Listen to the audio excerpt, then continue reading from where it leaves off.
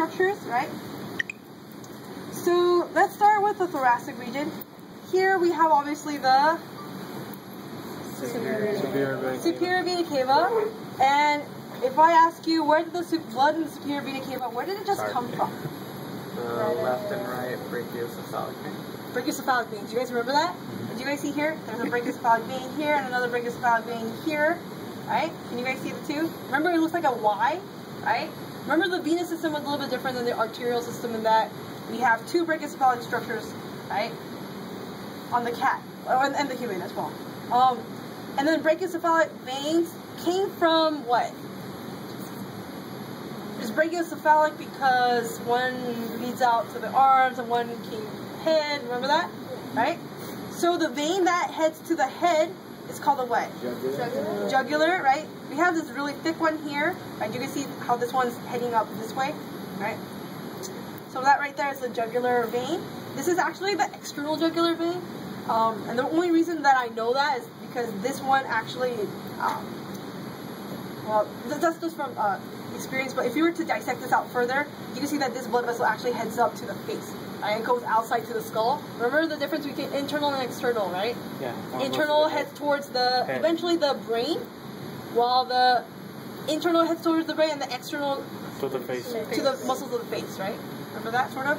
Alright, so that's the external here, really thick ones. If you happen to see thinner ones and more internal located, that's going to be the internal jugular veins. But my cat doesn't, I don't know why it doesn't have it. I've always had it, but not on this year's cat. If you see a blood vessel leading to the arms, right? Right?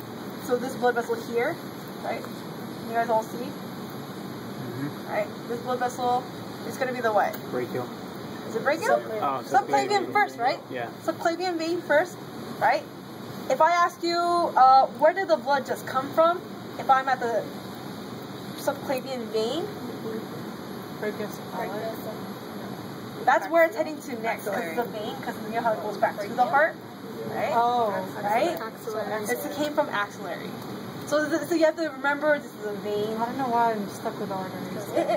It's okay, it's okay. But you're in the right mindset. You just have to switch it because it's a vein instead of artery, right?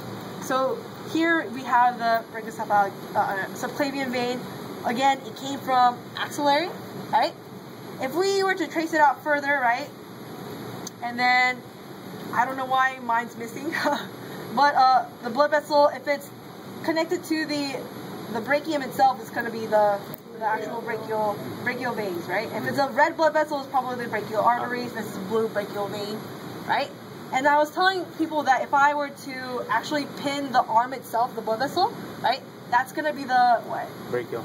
The brachial vein. But let's say I was pinning somewhere along the armpit and it's sort of floating, the blood vessel is axillary. But if it's right after, right? Do you see this branch? Right? You can see where it actually splits to the arm. Right? That's the subclavian. Right? Because this is brachiocephalic. You're close. You're really close. Right? This is the brachiocephalic vein. But right after it, you can see the blood vessels heading toward the head and the one to the arm. The one heading towards the arm initially is the subclavian, right? Subclavian vein, right? All right. The pattern is very similar for arteries as well, right? So if you see a red blood vessel heading towards the head, right? Do you guys see these ones here? Those are the carotids, right? What kind of carotids? Internal. Is it internal? This is the common. Remember that in the venous system, we don't have like a common jugular vein. Do you guys remember that? We had a direct external, internal jugular veins heading up, but in the arterial system, we actually had a common carotid artery, and then when it get close to the head, to the skull, there's where we actually had that split. Internal to the skull, external to the skull, internal heading towards the brain again, right? Right, good. Right? If you see a blood vessel, right, so here I'm trying to point out my aorta, right? And then here's the first branch off of the aortic arch, right? The first branch of the aortic arch is called the what? Brachiocephalic trunk, right? Trunk or brachiocephalic artery spine too, right? And then on the cat, the very last blood vessel here, right, is actually a blood vessel leading to this side. So that right there is the left subclavian artery. Okay? Left subclavian artery. Remember, the branching pattern is different from cat versus human. Right? So make sure to review that as well. And this is the cat pattern. While we are here, right? What is this structure here? You have phrenic nerve, which innervates the diaphragm, right? So, what blood vessel supplies the diaphragm? Gives it oxygenated blood? Phrenic arteries, right?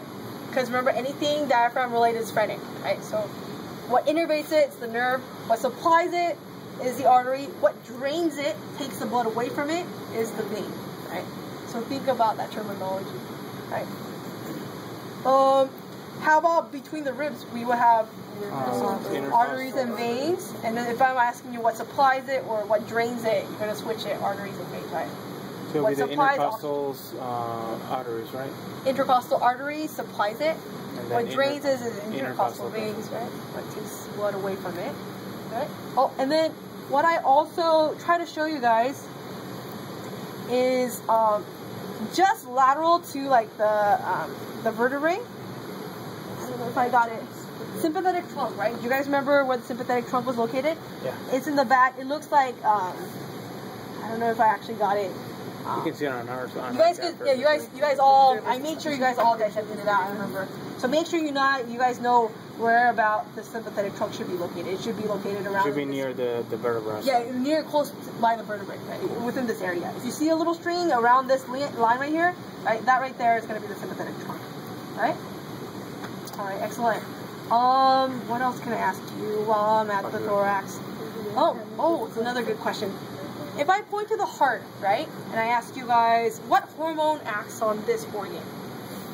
Norepinephrine. Remember that, like, adrenaline makes your heart pump faster? You guys remember that sort of, right? Another word for adrenaline was epinephrine or norepinephrine, right? Do you guys remember where epinephrine and norepinephrine came from? Yes, the medulla. Medulla of the adrenal gland, the middle of it. Remember that? It's secreted from the middle of it. So if we just put adrenal gland on the test, you'd mark it wrong? I'll give you half point because it's not as specific. So that's the only part. It would be the medulla of the adrenal gland. Yeah, because like there's the cortex of the adrenal glands and that secretes different stuff. Yeah, that's the only time like you need to know the difference. It's a good question. It's a good question. What can I ask you about the thorax? How many lobes of the lung is on the right side? 3. Left is 2. Why? Because of the heart. Shifted to the left, right? So the left lung is missing which lobe? Middle. The middle, right? The surface of the lung that touches this side, Costal. right? The costal surface, right? If it touches the ribs, right? Is the costal surface of the lung? No, it's costal. The costal means ribs. Intercostal means between the ribs. Yeah. No, you're on the right track. So if I asked you part of the lungs that touches the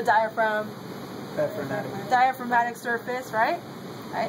Part of the lung that touches the heart is called the mediastinal surface. Good. Do you guys remember what that corner was called? The corner of the lungs? Nice. Costodiaphragmatic recess. That was the space, right, in the corner of the lungs. Very good. Excellent. All right. Speaking of airway and stuff, here we have what? That's the trachea. This is the airway, and then the trachea is made up of cartilaginous. Excellent. Cartilaginous rings. The cartilaginous rings, right? The very above it, we had which cartilage? Thyroid cartilage. Just below, we have the cricoid, right? That all makes up like the larynx, right? You guys remember that? That's the top of the trachea. We call it the larynx. So that's the gray model in the front that I've always shown you guys, right? What was the other cartilage that was in the back? It looked like little hooks. Arytenoid cartilage. Very good. Arytenoid cartilage. You guys remember how that was connected to like the vocal fold and stuff? Good. Do you guys remember what blocks out the laryngopharynx when we're swallowing? Epiglottis. Good. What blocks off the nasopharynx when we're eating? The uvula. Do you guys remember the uvula? Punching back thing in the back of the throat is a muscle. It's going to contract and close off that That you're good. Very good.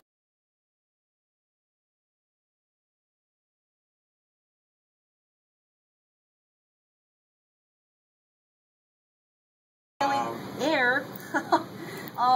Right, remember it has to go through what? Turbinates, right? Remember we had like a middle, superior, and inferior turbinates. If I point to all three, we call it nasal turbinates, right? But remember those three structures had a function, right?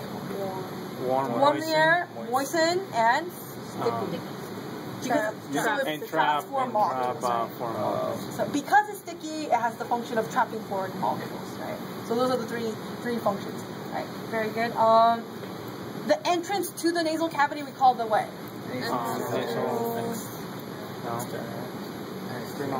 External nares, right? right? External nares or nostrils, right? So the exit, right? So that's the entrance to the nasal cavity, but the exit from the nasal cavity. Oral pharynx. Internal nares, also known as the choanae, right? Internal nares lead to the nasopharynx, right? Good.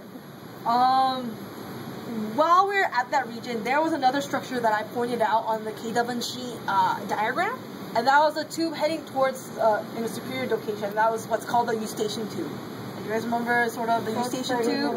For pressure. That's where equalizing pressure. It was close to the uvula, right? But it was a structure that was involved in equalizing pressure, also known as the auditory tubes, right? Very good. Very good. All right, so let's say we're inhaling air, right, from our nose, right, passes the pharynx, and then enters the larynx, right? When it enters the larynx, we're going to go down the trachea, right? And then we're going to head to what next? The carina. Well, we're going to get to the actual split, right? Remember the very bottom of the trachea, the actual place where it splits, it's called the carina. You remember the carina? I remember, you know the carina, right? And then it's called the carina, right? So, you know, the trachea comes down and actually makes a split to a primary bronchi. So that actual point of splitting is called the carina. And I was talking about how that sounds like the person's name and stuff. Right? She got freaked out. Yeah, like I told my friend, she's like, but anyway, the primary bronchi branches off again to become the secondary. And each of those become the tertiary bronchi, right? Branching, successive branching, right? And then later on, the bronchi become the bronchioles, which is even smaller, right? And in lab, we said those eventually lead to what's called the respiratory bronchioles, right? And that leads to a little tube that leads to a sac. Alveolar duct to the alveolar sac, right? And then the actual site of respiration, gas exchange, occurs via the alveolar, mainly the alveoli. Good. Right, and you guys know the difference between respiration versus ventilation, right? Ventilation is the movement of air in and out. It bringing in and out, inhaling and exhaling, right? Make sure you know that graph. Remember, like tidal volume, you know, right, inspiratory, expiratory, reserve volumes. You know that. Make sure you know that equation, like triple cough. Okay? Like I never seen the year when we don't ask that material, so make sure you know that way. If you want to go over it, I'll stay here till 8, and then I'll go over it if you need to. What else I was going to ask you? Huh? Oh, no, I was going to get there. Oh, there's something else I wanted to talk about here. Oh, so there's structures that are involved in inhalation, right? Like actual muscles that actually help you inhale. Oh, God. Do you guys remember? Yeah. Right. We have the diaphragm. Remember? We had some internal intercostal that also. Scalene muscles. You guys remember the scalene, right? Right. The ones that we talked about in lab only extended up to scalenes, intercostal muscles, diaphragm, and then we mentioned the iliocostalis as well. And those were the 4 that we talked about in lab. I'm pretty sure there's a lot more, but in terms of that, that's what we covered. Yeah, so that's why we value the phrenic nerve, right? Because if you damage the phrenic nerve, right, what happens? We cannot inhale maximally. Our ability to inhale decreases tremendously. I have a question. Where does the phrenic nerve start? It starts with C3 and 4 and 5. Oh, yeah. Yeah, C3, 4, and 5 keeps the diaphragm alive. Okay, I forgot. That works. So it comes from the neck. So see how like like it came from like a really high location, right? You could actually track it up to the cervical, like the neck region. Good question. Right. Do you guys remember the Triangle of Oscillation? Yeah, that's to hear. Remember that's where we put like the dial in the patient's back, like oh breathe in. Remember that's like a minimal region of muscle. It's like a triangle because we have like the traps and the lats and the rhomboids. And then a small region, there's like a little gap. So we put our dial there to listen to the internal sounds, right? That's called the Triangle of Oscillation. All right, so let's go down here. All right, here we have what tube? This is the ureter. Okay, let's trace backwards. Urine, right? So where did the urine just come from if we were coming from the ureter? Where in the kidneys? Renal pelvis, right? Right, and the renal pelvis collected material from the major calyces, which collected material from the minor calyces, right? And it touched the tip of something called the renal papillae, which is part of the renal pyramid. So we went backwards right now, but if we were come regular way, right? Start with the renal pyramids. Tip of the pyramid is the papillae, minor calyx, major calyx, pelvis, ureter. Right? So make sure you kind of practice that if you feel weak on that material. Do you guys remember what the renal column was? Yeah. Space in between the pyramids. Good. It's space between the pyramids. Or a group of loop of Henleys, that's what we say. Right? A series of what makes up the renal pyramids? Collecting ducts. Do you guys remember that? Series of collecting ducts form the renal pyramids. I mean, we say that that's in this report. So make sure you don't forget. All right. Good. Very good. Very good. Okay, so from the ureters, we collect urine at the urinary bladder, right? The big region is the body. The narrowing is the vertex. But within the vertex, if we were to open it, we have a trigone, right? Remember, there's like a triangle inside the bladder. And it's like wrinkly looking, but it actually doesn't stretch. The only region that doesn't stretch, and that's called the trigony or the trigone. Right? Very good. And then we're gonna send urine out via the urethra, and then it goes to the toilet. What else? If I talk about blood vessels heading to and out of the kidneys, those are the renal arteries and veins. What is the other group of blood vessels that is in the kidneys besides the renal arteries and veins? Arcuate arteries and veins. Good. Very good. Very good. Good job. The blood vessels that innervate. Do you guys see this blood vessel here? There's a blood vessel. It's kind of dim right now. But do you see how it's sort of like towards the lower back? You see that? There's another group here, right? There's blood vessel heading to and away from lower back. Lumbar. Do you guys remember the lumbar arteries and veins? All right? Blood vessels heading to and away from the lower back. All right? Good. All right. So, you guys remember that, if I actually clean mine up, right?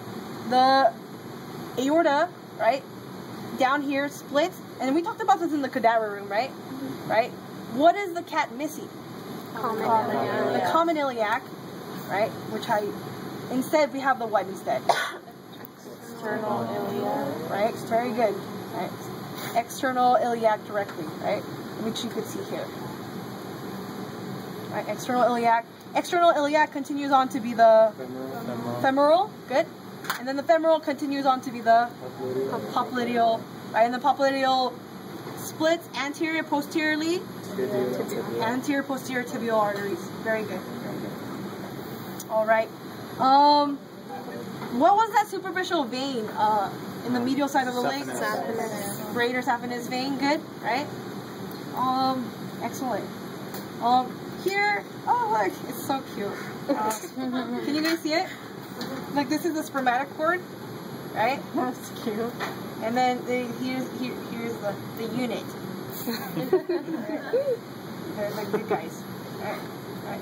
And if I were to dissect it out more, you could probably see like the epididymis. Yeah. But you can't. I don't know this guy. And then here's this very small that causes a ruckus in the entire neighborhood. Little thing, right? Little thing. Well, that's fine. I think you got it. Huh? It has barbs and spines. Yeah, it does. It has pricks on it. I think you were saying that like the dogs have that as well, and then you could like sometimes catch the.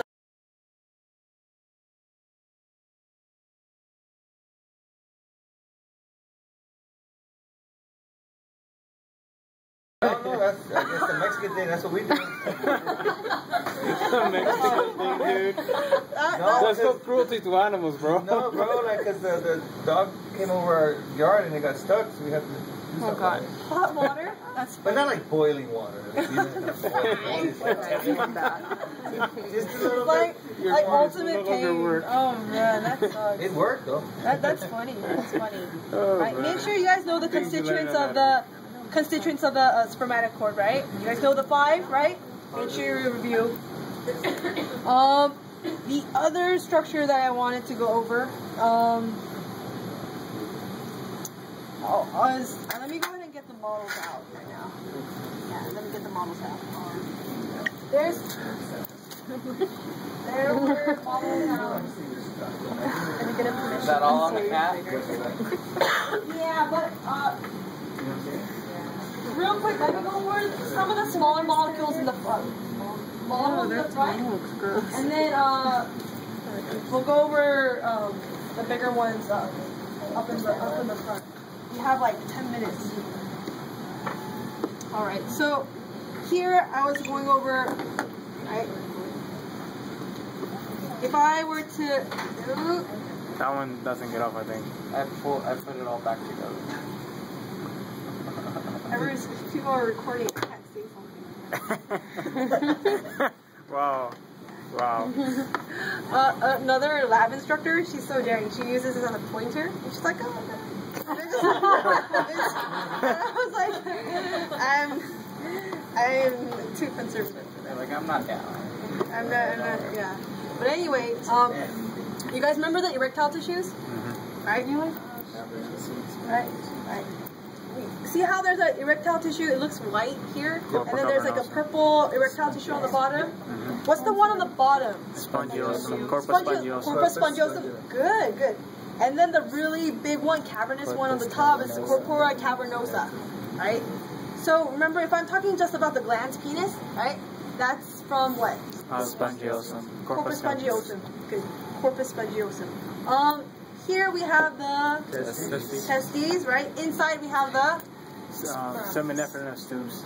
Seminiferous tubules. We were just going over this in the cadaver room, right? Seminiferous tubules that connects to where? Epididymis. Epididymis, and epididymis continues on to be the vas deferens, right?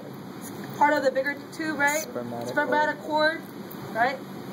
And then vas deferens continues on back behind the bladder, right? Right? What is this orange structure here? Seminal Vesicle. Good! Seminal vesicle, that's it. That's it. Right? Remember how vas deferens contains what? Sperm. Just sperm. Right? And the seminal vesicle secretes what? Semen. Seminal fluid. Oh, yeah. And they both secrete into a singular tube. Ejaculatory duct. Ejaculatory. 7 up, right? Ejaculatory ducts next. So that's the structure here that's inside the prostate, right? Do you guys see this right here? Ejaculatory duct, right? Ejaculatory duct. And then, yeah. Yeah, let's just record our phone. Right? You guys see? Oh, I'm good. Right? You record them all, I'll record Right? your phone with them all. Alright. The ejaculatory duct. It's kind of small, and it's kind of important. So I want to make sure, like, if I gotta give you, like you want to know where it is. Right? I got that one down. Everybody's like this. Alright. So, if I ask you about the ejaculatory duct, what's contained in it? Semen and urine. Semen. Remember, semen is sperm plus seminal fluid, right? Alright? I'm sorry, guys. Okay, so what's after ejaculatory duct? We have urethra, right? See how it's connecting from like the bladder and stuff, right? Remember, if I ask you what's flowing through the urethra, urine and semen, right? Urine and semen, right? But we're saying how that's a problem because urine's sort of acidic. Yep. To compensate for that, we have what? The bulbo-urethral gland, which secretes what? Pre-ejaculatory fluid, which neutralizes the pH, right? Do you guys remember that? We're not recording. Careful with our languages. Right. So, right. So, this is a good model, right? This is like this, right? Sort of, right? Can you see the similarity? Yeah. Right. So, do you guys see this little guy here? That's the bulbo-urethral. That's the bulbo-urethral gland. Like, I'll just tell you guys, before you leave, if you want to take a picture of it, take a picture of this particular one. I'll keep this up in the front. But this one actually has a bulbo-urethral gland, also known as the Cowper's gland. Right, Cowper's gland. Do you know that? No. But it's just good to know. But it just has two names. You don't need to know that. So it's the purple one? Huh? That's the purple? This, Yeah, that little bulb. This little bulb. So it's what? Bulbo-urethral gland. Yeah, that's this little, it's carved in, right? Notice that we could see erectile tissue even extending up further back, right? Can you see that? So this one down here, the purple one, is the what? Spongiosum, corpus cavernosa, and corpus cavernosa. Corpora cavernosa, yeah. Do you guys see that? Corpora, erectile tissue here and erectile tissue here. Right? Remember, spongiosum has the urethra going through it, right? So that's how you're going to tell the difference between the two. This is bone. Pubis bone. Alright. Let me go ahead and grab the female reproductive model.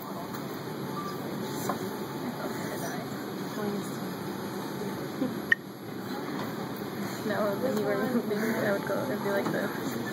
It'd be like recording your phone.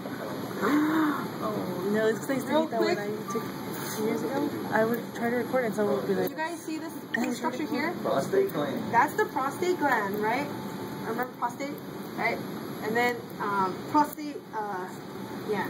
And then what is this structure here?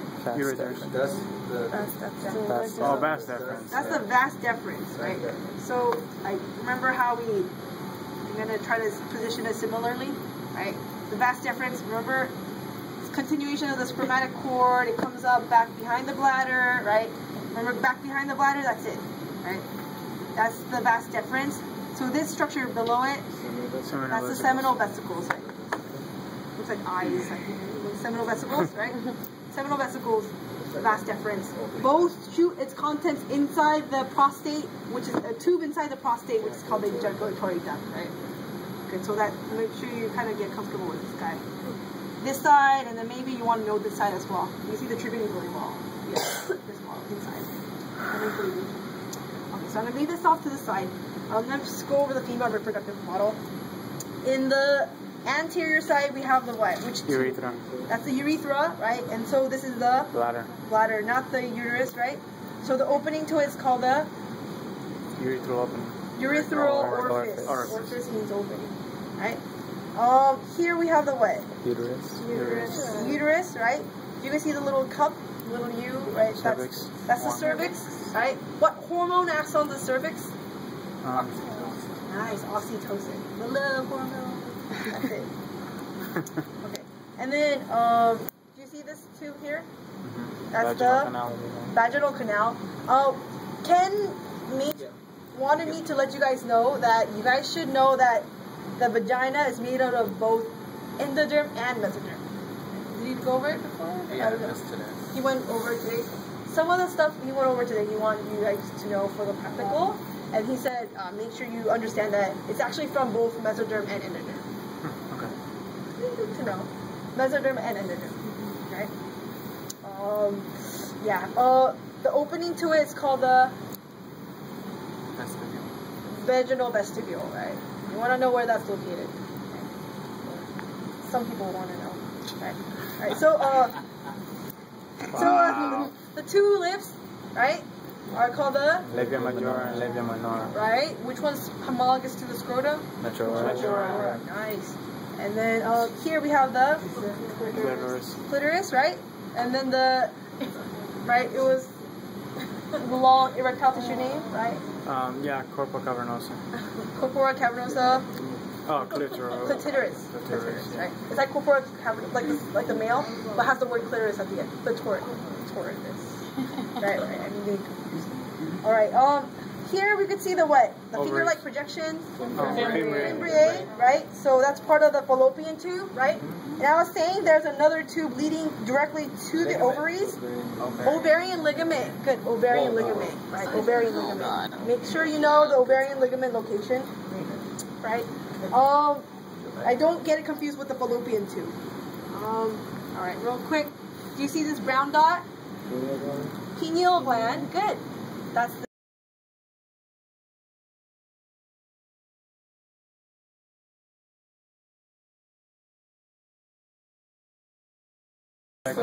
sleep cycle, not for darkening skin, right?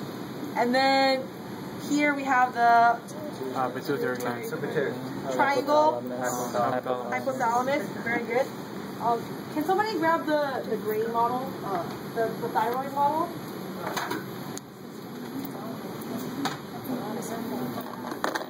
Okay, so I was asking this question earlier, right? What hormone is secreted from this guy? Thyroxine and calcitonin, very good. But if I ask you, what hormone acts on this structure? Thyroid stimulating hormone, TSH. Very good. Make sure you guys get that difference. It was kind of hard concept, but if you get the difference, you should be golden. Alright. So note this is the thyroid.